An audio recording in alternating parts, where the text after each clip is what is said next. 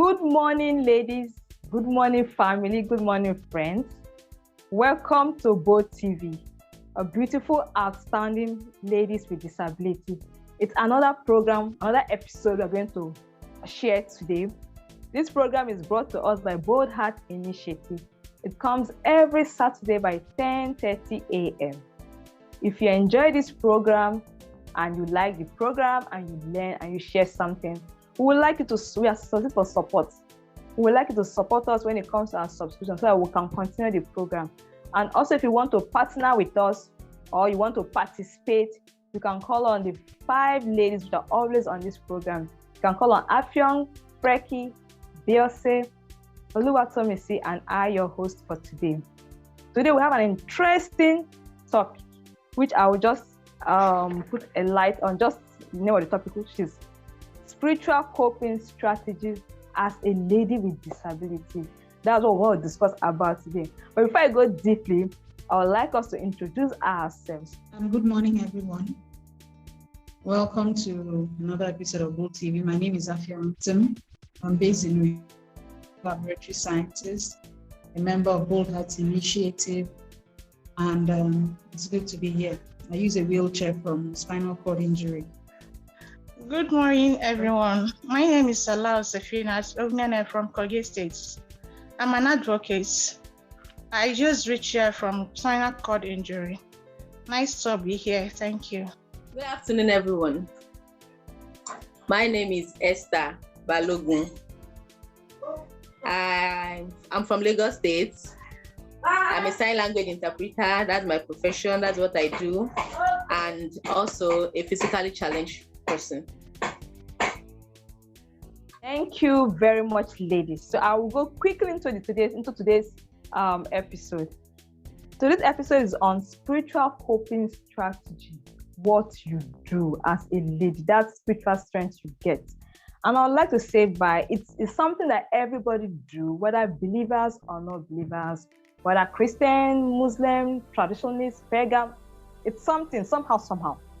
So, and it's one of the strategy when it comes to spiritual coping strategy, when we have a religion as part of the strategy.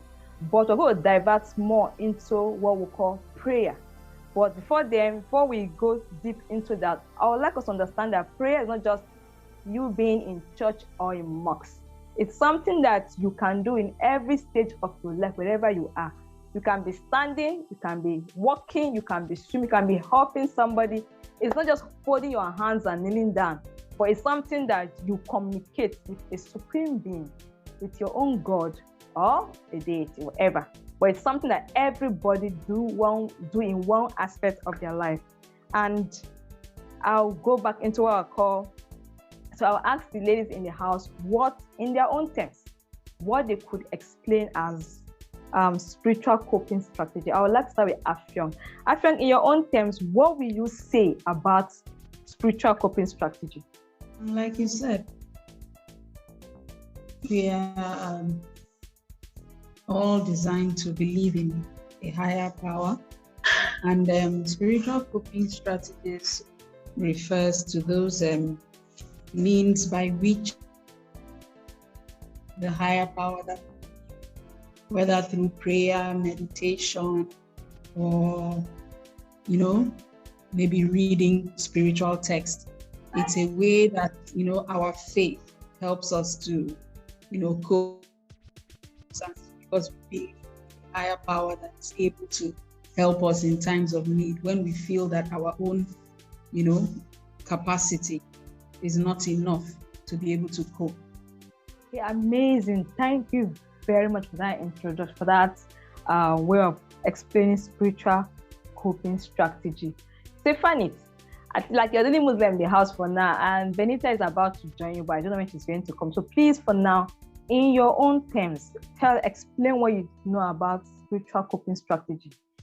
What I know about spiritual coping strategies is that it helps to reframe stressful from an event in a way that it will motivate an individual strategically to deal with life stress. Thank you very much. It's one of those beliefs, one of those things that you do to ease off stress. So it helps us to build that strength. Whenever you're down, you want to get something that will bring you back to the way you want to enjoy life or want to feel comfortable, because that's that spiritual being that helps us to like reduce emotional distress. So thank you, ladies, for introducing spiritual coping strategy. My next point will be on discuss on any coping strategy that you think you practice. Which one do you do more? We have a lot of coping strategies we do, but in your own time, which one do you really, really enjoy that helps support you as a lady? So for me, I am a Christian, and not just a Christian, I'm a believer in Jesus Christ. And so for me, I pray, I study the Bible, meditate on God's word. And sometimes when there is a need for me to connect with other believers, I reach out so that I can get answers to, questions that I may have, things that I have come across in my walk with God that can help me, And so what really helps me is the relationship I have with God and how I, use that relationship to, get answers, to be comforted in difficult times, and also to help me see that I'm not alone, whatever it is I'm going through. Okay, excellent answer. Okay, do the prayer point. I think me as a person, I really go into what we call, I like the religious pattern, which is more of prayer. I think I do prayer and I do meditation. There is this mental praying that you just relax and try to see how life could be better, and you're not angry over everything, but you just believe that whatever comes your way, God has the permission of God, and with ease you take it and you go on with life. I go with the prayer strategies because prayer allows you to express your feeling and needs to your Creator. As a Muslim, we believe that everything we have already been destined when we are 40 days in the belly of our mom. So anything that happened in life to us is already predestined. So we accept whatsoever that comes our way, that it's a destiny. But prayers can change destiny as well. If you pray to God, cry to God your needs, so God can use that to change your situations. So I go with prayer strategies because it really helps me well. It's helped me a lot. Okay, thank you very much, Stefina. That's a very great answer. So I think like we are all in the one pattern of prayer and religious coping strategy. Okay, now that we're all talking into prayer, let's also talk of prayer as a type of religious coping strategy. So tell us how it benefits you. So now you tell us the point of how the benefits you've gotten through prayer. What has prayer done for you as a human being? Since all of us, part of our coping strategy is prayer. Now, what are the benefits that prayer has done that has changed the life that was not working or whatever that was kind of bad, but now to be better? Now I'm talking about the benefits of prayer. What are the things that prayer has really, really done? That's it, because it's like the strategy all of us are keyed into. Well, most of them are not doing the meditation and other exercise or other parts of what, like the prayer is like the key point of it. So now, what's the benefit that prayer has really done that which made you like, okay, I think I like this coping strategy. Prayer, it's one I use. So tell me the benefits, please. As a woman with disability and a Muslim, prayer have really did a lot in my life. Without prayer, I'm nothing, because it's prayer that keeps me going. Prayer with love of God, because when you believe in God, you pray to Him, and the more you pray to Him, you love you more, and you place your love in the heart of people. So I'm loved by people. And I believe prayer did all that. And again, there is this words in the Holy Quran where Allah says that I am to my slave as he expected me to be. Which means if you believe that God, when you pray to God, God answers prayer, that it's exactly what it might be that it's not exactly your expectation, but it's really work in other way around without you even knowing. So prayer really helps me a lot. Thank you. So prayer is a powerful tool which we all need in our life. Prayer has been so important to me as a person. Prayer gives me strength. Like prayer, it's a prayer. It gives me strength. It gives me that energy to move on. Prayer, like we're all taught as children, prayer is communicating, talking to God. No, there's this confidence, talking to your father, somebody that is there listening to you at any time, any moment of life. That was prayer has done. Prayer has been the biggest support I've ever had in my life. Actually, also we are on prayer discussion. So what's the benefit prayer has done for you so far as a woman with a disability and as a Christian? For me, one of the key benefits I've gotten from prayer is, that sense of comfort. When I feel overwhelmed and it seems like, nothing is really going the way I want it to, or, I'm just in pain, or, when I'm having a bad day, sometimes I don't feel like talking to anyone else because sometimes nobody else really understands what I'm going through. So prayer gives me a way to unburden myself, talk about what's going on inside my head, let those thoughts out. It gives me, it helps with them to preserve mental health, because there are certain situations you can't share with anyone, but talking about it, saying it out loud, helps you to see things from a different perspective, and knowing that it's someone who cares more than anyone ever will, and who is listening to you and has the ability and the power to do something about that situation, is listening. That comforts me and gives me hope. It helps me to see that I can move past what I'm going through, and that there's I can look forward to a better day, look forward to getting relief from whatever it is that I'm going through at that moment. So it gives me comfort, gives me hope, and helps to ease that burden that I may be carrying at that particular time. You see the power of prayer. Prayer is what, I don't know, prayer is like the next thing we should all have in our life, but prayer is that spiritual strength that comes out physically. It's something that nobody can really do without, because you can't really say this is the form of prayer. Whatever you're doing that gives you life and hope is prayer. It's communicating, So prayer is one powerful tool and very, very necessary. And again, it's contagious. If someone praying, you want to pray. That's how it is. So prayer is really, really good, and it changes situations. It changes time. A lot of things. As a woman with disability, prayer is one thing that even when the medical sciences, I know sciences has a lot of this can be done and this cannot. But when you pray, prayer wins. As in prayer, just there's science is just wait. Prayer do things that everything I say stops. But prayer will tell you go on, there's strength. That strength that prayer gives. So prayer is really, really one thing that everybody imbibe and should follow at suit. So now will be story sharing time.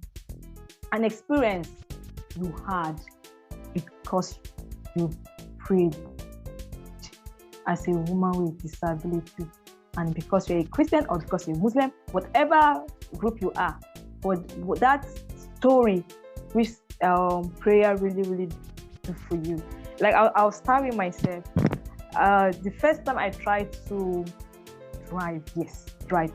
Driving was one thing that I've always loved, and I want to drive. When I see young people drive, I'm old now. When I was younger, I think I saw people drive, and like, hey, I like this. When I see young girls, it gives me this, because as I'm excited, I'm happy. I have told myself that one day I'm going to drive, This is from childhood, though. One day I'm going to drive, let ever drive. And then, with disability has a way of just putting you in one spot, like nothing is going to happen. Especially when you have it from child, because I had polio as a baby.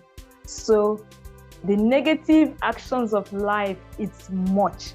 Except if you are very fortunate. Luckily, I think I'm fortunate because I had people that grew me early to like suppress or remove the negative reaction. So I have so much positiveness in me, and that's why I believe and I hope that one day I will drive.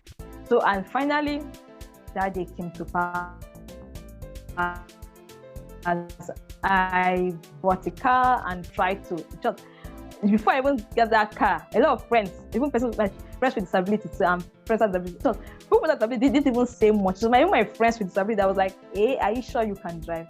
I said, what's the problem? They're like, hey, yes, because I'm small, I'm not really big, I'm petite. They're like, this is your small size. We were even sure in front of the stereo or something. So don't bother. Who will use pillow? I will use pillow. Everybody's using pillow. It's the usual thing, So a lot of negative reactions and comment that you cannot drive. Driving is not easy. I say it's a lie.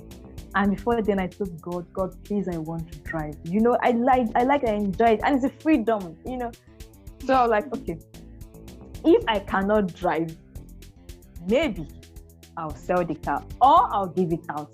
But I was really deep down in my head that I really, really wish to drive, and I prayed. And when I got the car, the first month, like 1 month, I got the car October. This October month is my best, is the car best month, I think so. So I tell myself that I can't use this car for this month. Okay, I left the car for October and November. Then December 1st, I said, no way, I have to.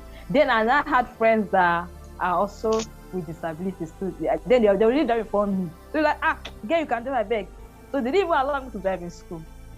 My tutors in driving were persons with disabilities. So that is how I one day sum up my courage, took the car, went to work. It's in a very slow, like, this is my speed, you will laugh and get that. I was just crawling on the road and I was still praying as I was driving. So I was just taking my time like that till I got to my destination, and finally, but I did that like 1, 2, 3 weeks, 1 month. I say anyhow, even though truck drivers will blow their horn or whatever, I'll still move without so much panicking. So prayer has been all through. So prayer did a lot of things that I can't start sharing on now. Is it the school? When you're going to school, federal school, government school, it's not easy. As a person with disability, every morning, say, God, can I pass? Can I skate through? And you just like inner strength. So I'll just tell you, move on, just go. You have the breath of life. As long as you have the breath of life in you, every other thing supersedes. So that's my own share. So I would like Afyong to share our own story of prayer. What prayer has really, really done for her as a woman with disability and as a Christian woman. Thank you. Hello, Teresa. Okay. For me, I've had many instances where I've, reached out to God in prayer and asked for help. One of the key things that helps me is that I remember a particular instance, especially when I started out on this disability journey, having to, face a lot of things. I always pray to God for strength. And I know that one of the things that prayer has helped me with is having the ability to, always knowing that, having that comfort and that reminder that I'm capable of doing anything. And also knowing that, sometimes when it gets too much, I reach out. And one thing I've always prayed to God for was, to send help, the kind of help I need per time. And I have received answers to those prayers because God has enriched me with social capital, the kind of people I've come in contact with that have helped me to be, they've been a part of my journey to this point, have helped me to become who I am today. Whenever I've needed help, one key example has been, like when we talked about a few episodes ago when we talked about SCI, spinal cord injury, and the challenges. One key challenge, that Freki brought up was about getting catheters. But I want to really say that, God has been good to me in that regard, because from the very first catheter I received up until today, I have not spent a dime.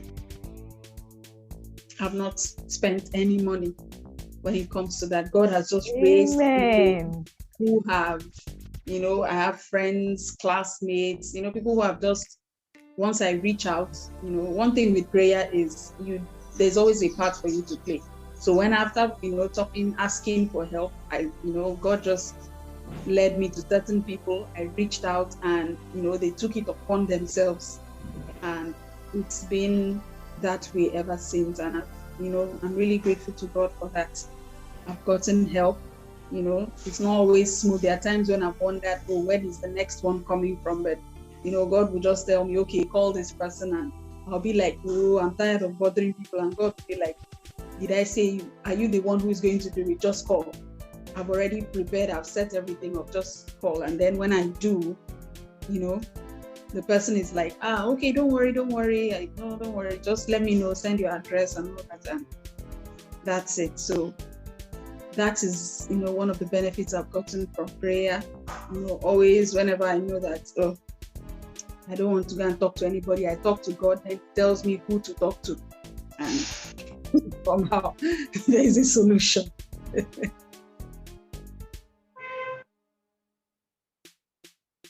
Wow. Wow. That's this testimony time. You just did testimony. Thank you very much, Afyong. That was a great one. Nat. Okay, while we are talking about prayer, I think Benita got into the house. Benita, welcome to today's episode, which is spiritual coping strategy as a woman with disability. I know you're a Muslim, and I'll greet you the way I greet Nat. Salam alaikum. So welcome. So still in the house, but we're almost rounding up. So we're sharing about the benefits of prayer, what prayer has done for you as a woman with a disability and as a Muslim. The religious factor does not separate us or make us different. We are still who we are. We are still the same. We still have the same blood, whatever you call it. Religion should not be a barrier or something that will separate me from you or you from me, but something that can unite us because it's one God you're all calling. So, Benita, share your own story. You can even tell us the importance of prayer and share your story of what prayer has done for you as a woman with a disability and as a Muslim. So, Benita, over to you. My name is Binta Namadi from Zamfara State. I'm physically challenged by my disability, and so also I'm the secretary for the Joint of National Association of Persons with Disability in Zamfara State, and also I'm a special assistant to the Office of Chairman Zakat and Endowment for the issue of women with disabilities in Zamfara State. So what I can say about this spiritual coping, we as a Muslim, with Allah, everything is possible. That is what keeps us moving. And that is why in the issue of answering a prayer, Allah doesn't come from the building to help us. He's only sending some people or some situation to get us out of this problem. And more, we believe that Allah loves us and do what is right to us. That the more we live peacefully and situation in front of ourselves. And what I believe is that my disability cannot stop me from doing anything, because I believe God knows about me perfectly before creating me in the condition which I am, which I found myself for now. So what I want to say is that so that to keep me to keep moving, So in this issue of this spiritual coping, or let's say in this prayer, Allah has not forgotten about me or something like that.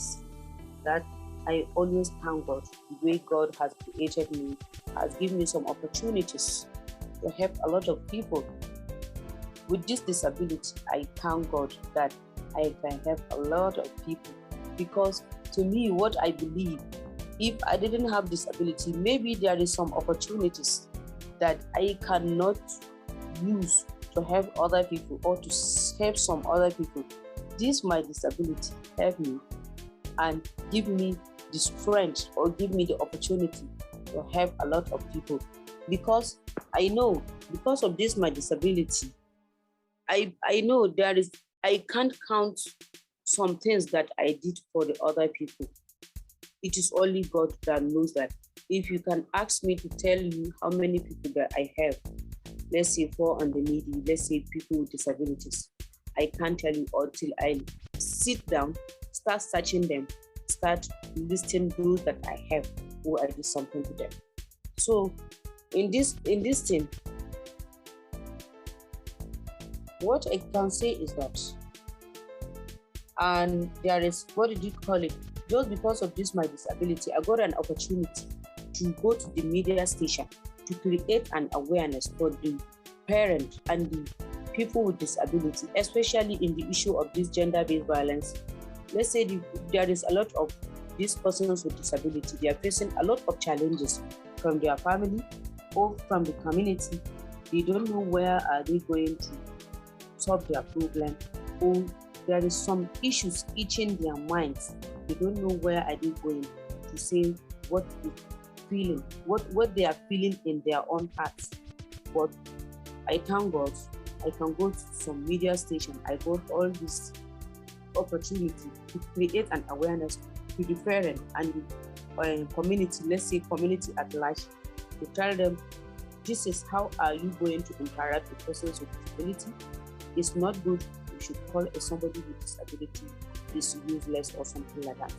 But if I didn't have disability, how can I go to tell somebody this is the so things, these are the so problems that we're facing?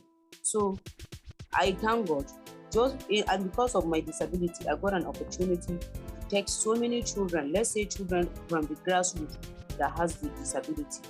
I got this opportunity to help them, take them back to school, just because I know the importance of education in the life. Okay, Benita, thank you very much. I want your own story when it comes to prayer, and what has prayer done for you personally? Do you understand? Yes. The story of prayer.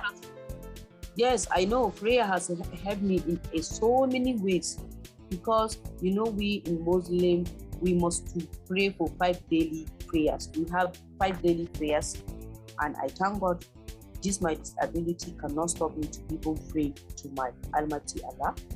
And I thank God that in every year I have an opportunity to do a fasting for the whole month of Ramadan. I thank God for that. And I thank God that prayer is helping me, especially when you pray, you need to give charity to other person that need your assistance. You need to help that person. Once you follow your prayer with the charity, God will answer you more than the way you do. I thank God with my prayer. All right, thank you very much. Amazing contribution. Stefinat, please share your own story, your own experience when it comes to prayer. Thank you. Thank you. In my own experience when it comes to prayer really helped me a lot. I can remember an instance, like, I got my disability while on my way coming from school. So I was so devastated, because after some thinking how am I going to cope with life and this challenge? So, but after some times, I keep on praying. So then there comes, because I lost interest in education at the moment, but after some time with prayer, I begin to have interest in education. So I begin to have interest of applying for another admission So when I applied, but initially I realized everybody like admission have been going on, but I've not seen any. So in my own distance, I was not saying that or I don't know, or maybe I should just forget about it. Is it not the same thing that I'm trying to acquire that I am involved in this challenge? So let me just forget about it. But with prayer, there is this thing that comes to me that I should not give up. That for the fact that I acquired this challenge through education, so it shouldn't have stopped me to move on. So I spoke to God directly to someone that I was supposed to spoke to. So which is I follow my instincts, because God speaks to us through our instincts. So I talked to someone. From there I got admitted, and I don't even have any financial thing that I will use to take care of my education or to pay my school fees. But alhamdulillah, today with prayer I'm a graduate today. But I don't know how, like, I'm not working, but if I calculate how much I spent within the period I study this thing to this time, I can't even imagine. I'm up to today. I'm still surprised. How did I address such this thing? So alhamdulillah that we pray. God grants when you pray and believe in prayer and trust God. So God will put peoples that will be there for you in times of every aspect, either in financially, spiritual, different aspects. So I'm so happy that I was able to do all those things with prayer. All right. Thank you very much. Thank you, ladies. Thank you for all the contributions you say towards prayer and towards spiritual coping strategy as ladies with disability. So we are going to wrap up for today's episode. We've talked well, we've shared our experiences, and we know out there somebody is listening and somebody has gotten somebody has learned. Now for us to wrap up, still going to say the program comes to us by every Saturday, 10:30 a.m., powered by Bold Heart Initiative. And if you want to support us, you want to partner with us, you want to participate, and we seriously ask for subscription people that will help us so the program can continue, so we can keep on subscribing to Zoom and keep posting the episodes. We need assistance, so you can call on Afyong, Freki, Beyonce, Oluwatomisi, and I will direct you on what to do. So ladies in the house, thank you for today. Thank you for sharing. I would like to say your last word, like bye-bye or something, so that we can close for today. So unmute your mic. Hello. All right. Thank you very much. Thank you for joining us. See you next week. See you next week. See you, everybody. Thank you. Thank you so much. All right. Thank you, Stefina. Thank you, Benita. Thank you, Afia. And I say thank you to my whole self too. All right. Thank you, ladies. Thank you.